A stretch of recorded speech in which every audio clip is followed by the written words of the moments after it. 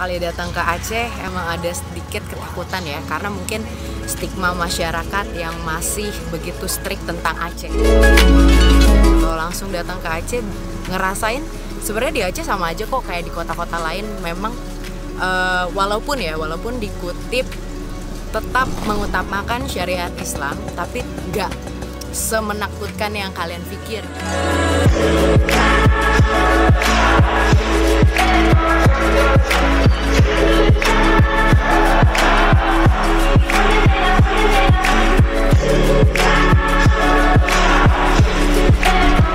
Mungkin emang banyak pemikiran kayak, aduh, kayak kalau ke Aceh gue nggak bisa nongkrong sama teman-teman aku, tapi ternyata di hari pertama aku datang pun aku disambut baik dengan warga Aceh, jalanannya bagus.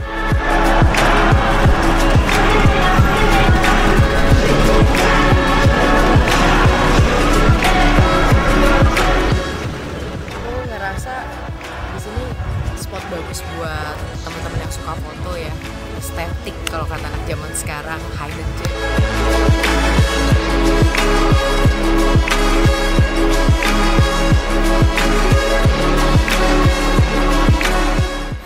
Ayo datang ke Aceh.